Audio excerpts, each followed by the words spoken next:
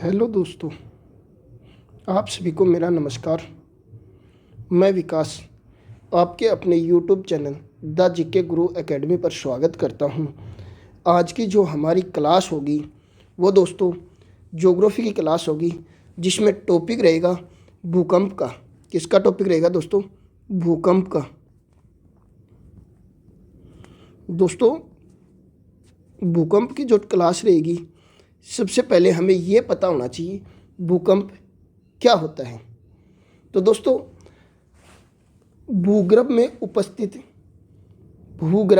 उपस्थित चट्टानी भ्रंश के कारण पृथ्वी पर क्या आते हैं दोस्तों? भूकंप आते हैं। देखना दोस्तों, भूगर्भ में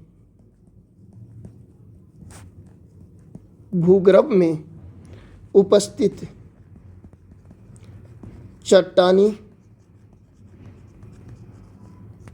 भ्रंश के कारण भूकंप आते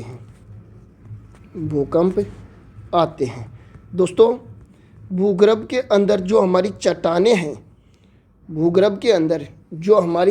हैं दोस्तों, उनके आपसी टकराव से उत्पन्न कंपन भूकंप कहलाता है। क्या कहलाता है दोस्तों? भूकंप कहलाता है। दोस्तों, जो भूकंप का अध्ययन किया जाता है, भूकंप विज्ञान के तहत किया जाता है। किसके तहत किया जाता है दोस्तों? भूकंप विज्ञान के तहत। अर्थात दोस्तों, जो भूकंप है हमारा, उसका अध्ययन भूकंप विज्ञान के तहत किया जाता है। दोस्तों, इसे सीस्मोलॉजी कहा जाता है। क्या कहा जाता है? सीस्मोलॉजी। यहाँ से दोस्तों काफ़ी बार क्वेश्चन पूछा जाता है। क्वेश्चन क्या आता है? भूकंप का अध्ययन किसके अंतर्गत किया जाता है? आपको या तो भूकंप विज्ञान मिलेगा या सीस्मोलॉजी मिलेगा। ठीक है। इसके बाद अगला हमारा पॉइंट आता है, भूकंपीय तरंगों का मापन किस यंत्र से किया जाता है? भूकंपीय तरंगों का मापन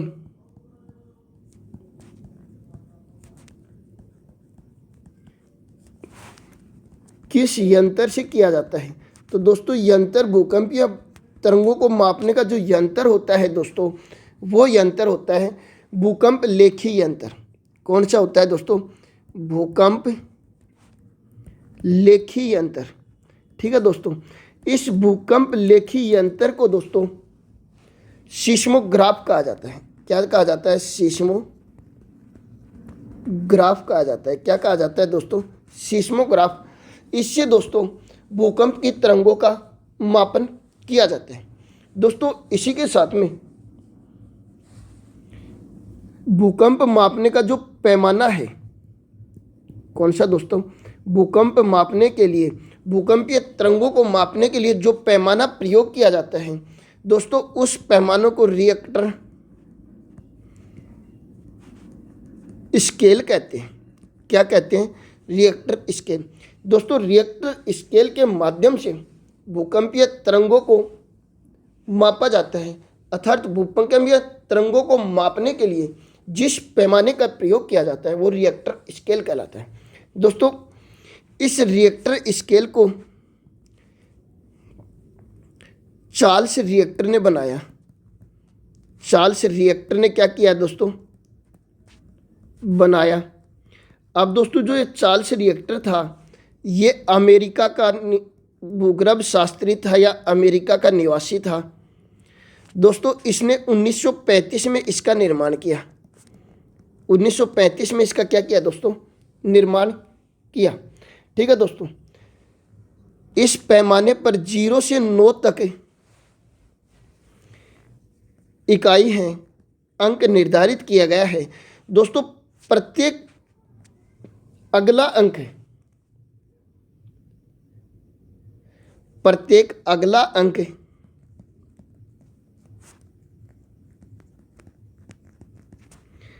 पिछले अंक से, प्रत्येक अगला अंक पिछले अंक से 10 गुना तीव्रता रखता है। ठीक है दोस्तों, प्रत्येक अगला अंक पिछले अंक से कितनी तीव्रता रखता है दोस्तों? 10 गुना तीव्रता रखता है। यहाँ तक कोई क्लियर? इसके बाद दोस्तों, पृथ्वी पर जिस बिंदु पर भूकंप आता है, पृथ्वी के जिस बिंदु पर भूकंप आता है दोस्तों, उस बिंदु को भूकंप का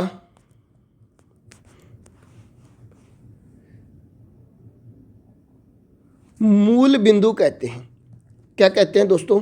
मूल बिंदु। अर्थात दोस्तों, जिस बिंदु से भूकंप आता है उसे भूकंप का क्या कहते हैं? मूल बिंदु।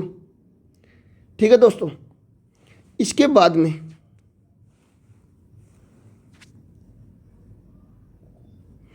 सबसे पहले धरातल पर जहां पर भूकंप पहुंचता है, कहां पर पहुंचेगा दोस्तों? यहां पे पहुंचेगा। कहां पे पहुंचेगा? यहां पे पहुंचेगा। तो दोस्तों, इस बिंदु को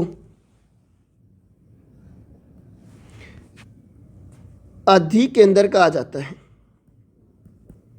क्या कहा जाता है दोस्तों? अधिकेंद्र कहा जाता है। ठीक है दोस्तों, फिर से देखना, पृथ्वी के अंदर, भूगर्भ के अंदर जिस स्थान से भूकंप सबसे पहले उत्पन्न होता है, जिस स्थान से भूकंप क्या होता है? सबसे पहले उत्पन्न होता है, उत्पत्ति केंद्र को भूकंप का मूल केंद्र कहा जाता है। क्या कहा जाता है दोस्तों? मूल केंद्र। ठीक है, इसके बाद भूकंप के मूल केंद्र के ऊपर धरातलीय बिंदु पर सबसे पहले ये जहाँ पर पहुँचता है, उस केंद्र को भूकंप का अधिकेंद्र कहा जाता है। क्या कहा जाता है? अधिकेंद्र। ठीक है दोस्तों, इसके बाद में दोस्तों, भूकंपीय तरंगों को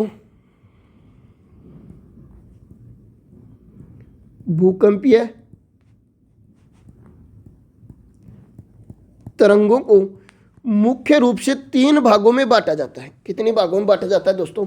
3 भागों में। नंबर 1 प्राथमिक तरंगे, नंबर 1 प्राथमिक तरंगे, नंबर 2 द्वितीयक तरंगे और नंबर 3 तृतीयक तरंगे। तृतीयक तरंगे। दोस्तों, भूकंपीय तरंगों को 3 भागों में बांटा गया है और वो कौन कौन सी है? नंबर 1 प्राथमिक तरंगे, नंबर 2 द्वितीयक तरंगे और नंबर 3 तृतीयक तरंगे। सबसे पहले जो हमारी है वो कौन सी है? प्राथमिक तरंगे।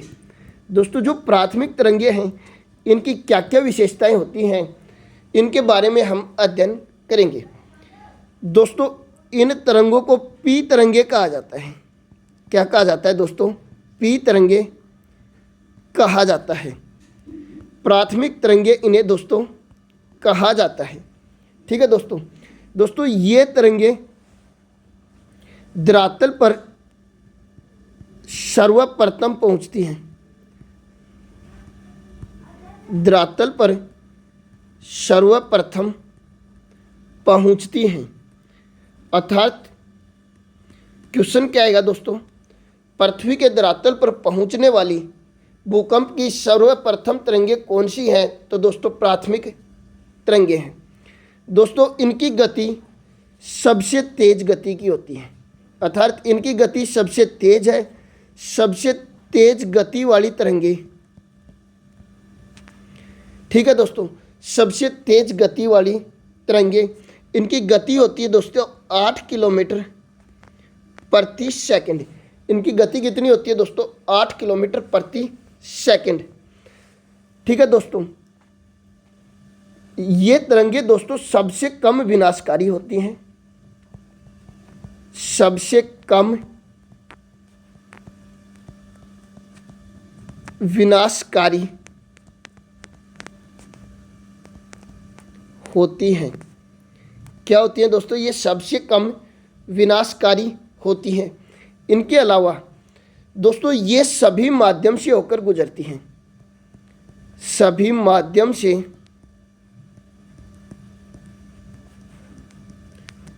होकर गुजरती हैं।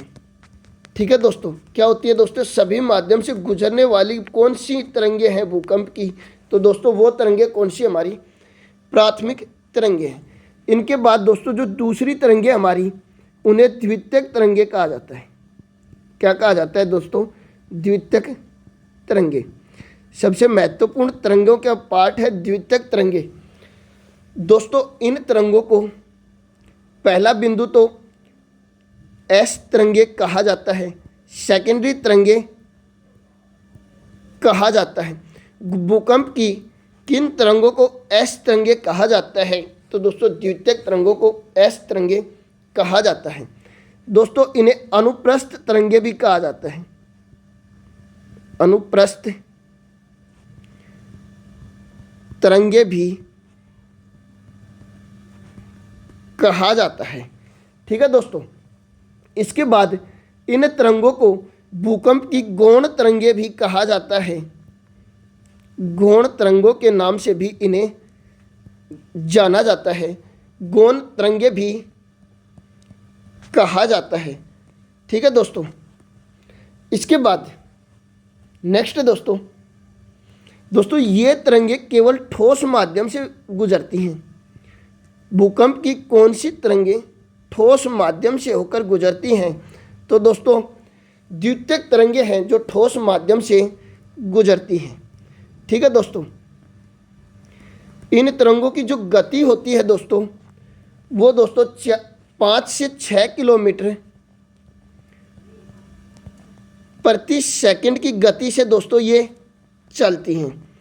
5 से 6 किलोमीटर प्रति सेकंड की गति से दोस्तों ये तरंगे गुजरती हैं। इसी के साथ दोस्तों ये तरंगे, द्वितीयक तरंगे केंद्र से होकर नहीं गुजरती, केंद्र से होकर नहीं गुजरती।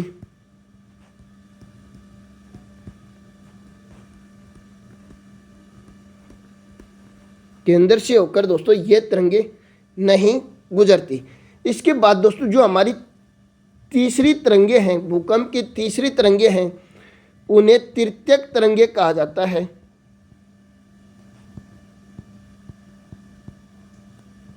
उन्हें कौन सी तरंगे कहा जाता है, तृतीयक तरंगे कहा जाता है। दोस्तों तृतीयक तरंगों को एल तरंगों के नाम से जाना जाता है। तृतीयक तरंगों को क्या कहा जाता है, एल तरंगे कहा जाता है। ठीक है दोस्तों, इसी के साथ दोस्तों इसे द्रातलीय तरंगों के नाम से भी जाना जाता है। द्रातलीय तरंगे भी कहा जाता है। इन्हें द्रातलीय तरंगे भी दोस्तों कहा जाता है। दोस्तों ये भूकंप की सबसे धीमी गति से चलने वाली तरंगे हैं, धीमी गति से चलने वाली तरंगे हैं, अर्थात दोस्तों ये सबसे धीरे धीरे चलती हैं। ठीक है दोस्तों, तो इनकी जो गति है दोस्तों वो 1.5 से 3 किलोमीटर प्रति सेकंड है। इनकी गति कितनी है दोस्तों, 1.5 से 3 किलोमीटर प्रति सेकंड है। अब दोस्तों आपको पता ही ये सबसे धीमी गति से चलेंगी तो दोस्तों भूकंप की सबसे विनाशकारी तरंगें होंगी। दोस्तों ये सबसे विनाशकारी तरंगे हैं, विनाशकारी तरंगे हैं, अर्थात दोस्तों इन तरंगों के द्वारा सबसे ज़्यादा विनाश किया जाता है। दोस्तों इसके बाद जो हमारा अगला पॉइंट है वो है दोस्तों भूकंप के प्रकार। भूकंप के प्रकार। दोस्तों भूकंप को मुख्य रूप से 3 प्रकार में विभाजित किया गया, गहराई के आधार पे, और 3 भागों में किसके आधार पे बांटा गया है दोस्तों, गहराई के आधार पे। गहराई के आधार पे दोस्तों भूकंप को कितनी भागों में बांटा गया है, 3 भागों में। सबसे पहला है दोस्तों सामान्य भूकंप। दोस्तों जो हमारे नॉर्मल भूकंप होते हैं, सामान्य भूकंप होते हैं, ये दोस्तों पृथ्वी पर 25 किलोमीटर से लेकर 50 किलोमीटर की गहराई तक उत्पन्न होते हैं। की गहराई तक क्या होते हैं दोस्तों? उत्पन्न होते हैं। ठीक है दोस्तों, 25 किलोमीटर से लेकर 50 किलोमीटर की गहराई तक दोस्तों ये भूकंप क्या होते हैं? उत्पन्न होते हैं। इसके बाद दोस्तों जो दूसरे भूकंप है वो मध्यवर्ती भूकंप है। कौन सी है दोस्तों? मध्यवर्ती भूकंप। दोस्तों मध्यवर्ती भूकंप को जो होते हैं ये दोस्तों 50 किलोमीटर से 250 किलोमीटर तक की गहराई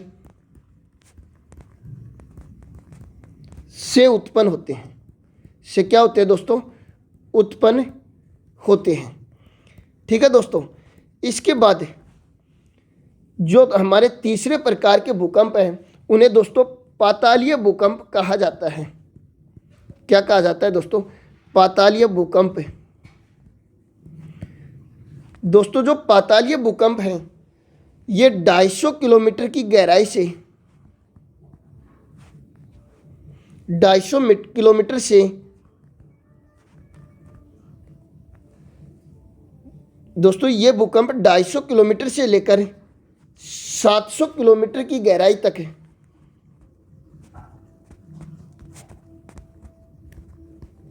गहराई तक उत्पन्न होते हैं।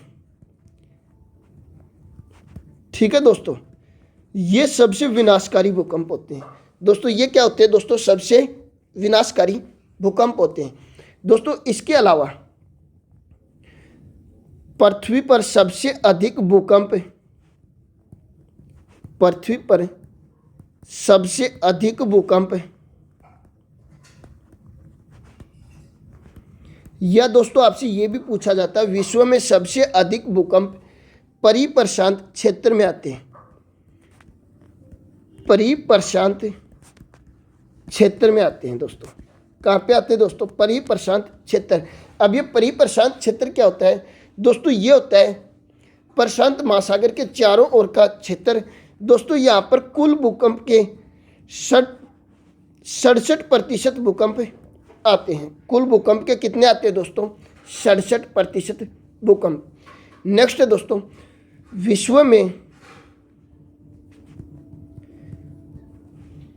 विश्व में सबसे ज़्यादा भूकंप किस देश में आते हैं? सबसे ज़्यादा भूकंप